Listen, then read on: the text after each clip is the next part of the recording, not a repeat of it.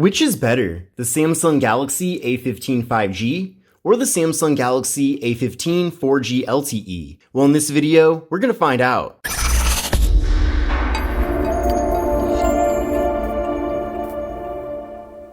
What's going on, everyone? This is Kevin here, coming at you with my comparison of the Samsung Galaxy A15 5G versus the Samsung Galaxy A15 4G LTE, or just simply the A15. Now, both of these devices recently launched in January of 2024, and I want to do this comparison just to point out the differences between them. But of course, the main difference is that with the A15 5G, you are getting 5G connectivity compared to the 4G LTE model of the phone, which simply doesn't offer that feature. So I guess the first thing you have to consider is whether or not you even need a phone that supports 5G networks. Now, at this point in 2024, I do think you can still get by with just 4G LTE, but at the same time, I feel like if you're going to go through all the time and effort of getting a brand new smartphone, you may as well get one that does support your carrier's latest and greatest 5G network. On the other hand though, if you can save quite a bit of money by going for the 4G only version of the phone, and you don't find 5G to be worth it to you, then the A15 4G LTE might make the most sense. But I am now going to run through the full specifications of both of these devices. Now keep in mind that many of these specifications are the same, however there are some differences, so I will be pointing those out as well. Now the first similarity is the display size and also the display technology.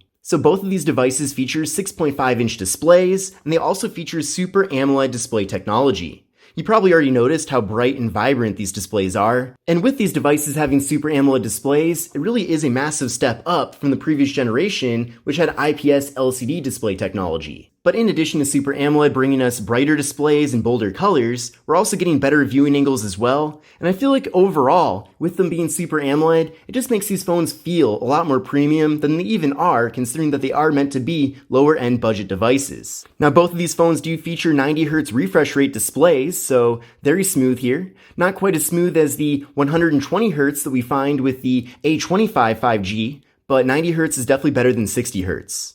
Now, if you do go to the display settings on both of these devices, you can see the difference with that 90Hz refresh rate display. So go under display right here, and then from there, go to where it says motion smoothness, and then switch it over to 60Hz. And then from there, you can then see, let me do that here on the A15 4G LTE.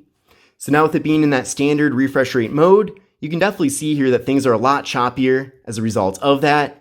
So the 90Hz definitely does make a noticeable difference here. Now both of these devices do have the brightness at 100%, but side by side, I do feel like the A15 5G is just slightly brighter. It might just be me by looking at this, it might not actually be brighter, but it just seems slightly brighter. I'm really curious to know what you think. And then with both of these devices, we are getting 1080p displays. We're getting a PPI of 396, a 19.5:9 aspect ratio, so a more narrow but taller form factor here with both phones. And we're getting an 84.3% screen-to-body ratio on both devices. So both phones do have slightly thicker bottom bezels, and then up top here they both have notches, which feature the 13-megapixel front-facing cameras. Now, the overall designs of both of these phones having the notch up top and the slightly thicker bottom bezel really definitely is not anything new. I feel like we've been seeing this design both from Samsung and other companies for about half a decade at this point. So these phones certainly aren't that exciting visually. Of course, there are some differences from the previous generation. They're a little bit boxier, for example, but beyond that, and maybe just a different look on the back of them, things are almost nearly identical. The notch is a little bit differently shaped from the previous generation, but that's really nitpicking. Overall, there's not been much of a change in almost every generation of this series. I think it was the A11 that did have a hole punch up top instead, and I really wish Samsung would have stuck with that instead of a notch, but I suppose when you're buying devices in this very budget segment, you really can't ask for too much. And Samsung definitely chose to give us value in other ways other than giving us a brand new design here. Now internally with these devices, they both feature 128 gigabytes of storage, so that's really awesome. I remember that budget phones used to have 32 gigs, some with even 16 gigabytes. So the fact that these phones have 128 gigabytes, yet they're some of Samsung's most affordable products, is really cool to see. And definitely for most people out there, I feel like 128 gigs is plenty of space. Even for myself, as kind of a smartphone power user, I tend to use maybe a little bit more than that sometimes, depending on the device I'm using. Obviously, if I'm testing a phone and it only has 128 gigabytes, that is what I'm limited to. But on phones that have a larger amount of storage, I can typically get by with 128. And then both of these phones do have microSD card expansion, so that's also nice too, because if you do find yourself filling up a lot of that main internal storage, you can always offload photos and videos, for example, onto those SD cards. Now, neither of these two devices have wireless charging, which is a bit unfortunate. However, they both have fingerprint sensors located on the power buttons. And as you can see, the configuration here is pretty much identical with the two phones. But let's first give it a try here with the A15 5G. There we go, very quick. Let's try that one more time. And there we go, almost near instant. And we'll try it here with the A15 4G LTE. And that was really fast. Let's try that again. So as you can see with both of these phones, we're getting very fast and responsive and accurate fingerprint sensors. So really glad to see that. And in addition to that, both of these phones offer face unlock. So I do appreciate that we have multiple methods here for getting into the devices. Now taking a look at the back of the phones, you can see that both devices do have triple camera setups.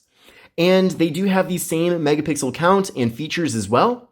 So both phones do have 50 megapixel main cameras, 5 megapixel ultra wide angle cameras, and 2 megapixel macro cameras for close-up images. And then both phones do support portrait mode for both the rear and front-facing cameras. So if you do like to get those nice blurred out backgrounds, you can do that here with both of these phones. But here's how things look on the camera app on both devices. This is with the main rear camera right now.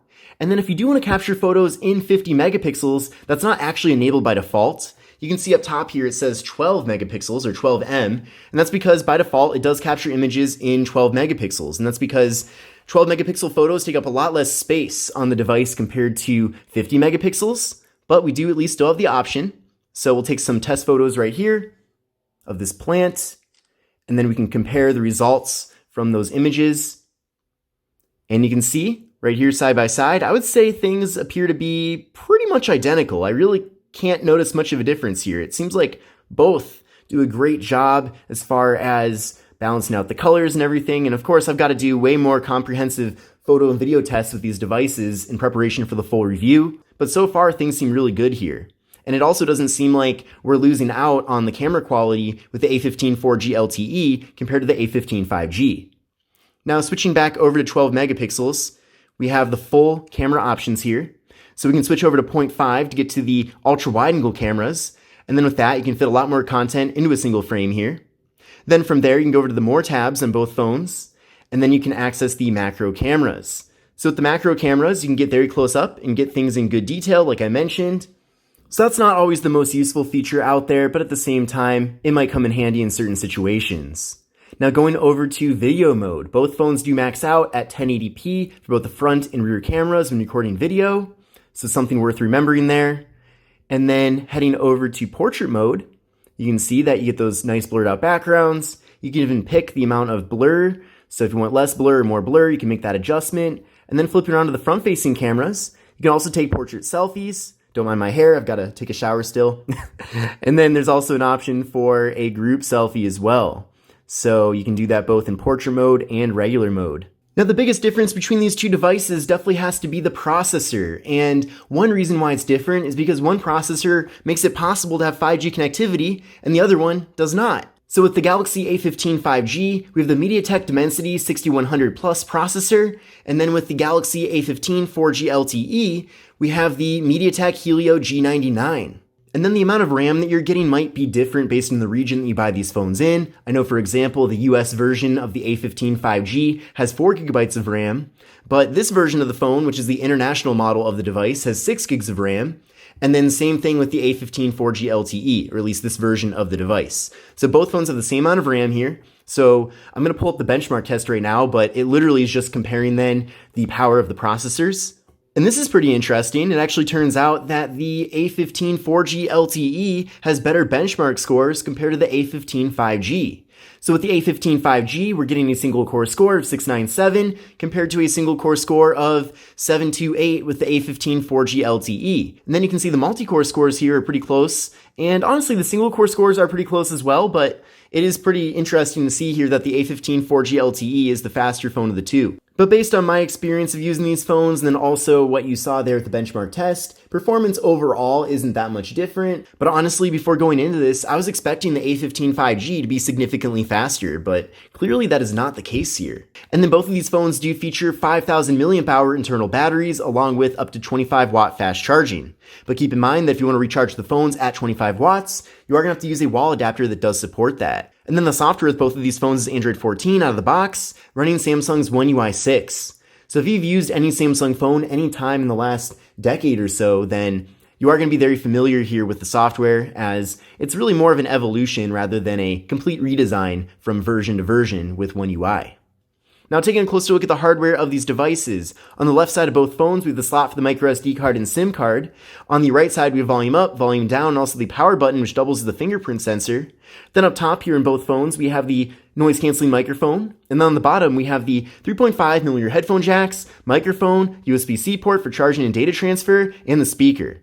And then on the back of these devices, we have the triple camera setup, flash, and that's pretty much it. Now you probably noticed that there is a little bit of a difference of the materials in the back of these phones. So we have kind of this matte, gradient, wavy look here on the A15 5G compared to this more reflective, colorful look on the A15 4G LTE. Personally, I think the A15 4G looks especially unique here. I think this is really cool. I really like this look.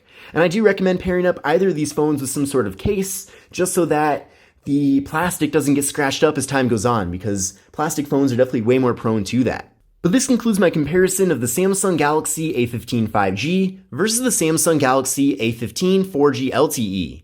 So I'm really curious to know what you think of both of these devices. Personally, I think they're both great options, but I probably would still go for the A15 5G just because it does support 5G. So I think the only situation really where it makes sense to go for the A15 4G LTE is if this phone is significantly more affordable. But I'm looking forward to hearing your thoughts about these devices. Definitely let me know in the comment section below. But this is Kevin here, and I will see you in the next one. Take care and have a great rest of your day.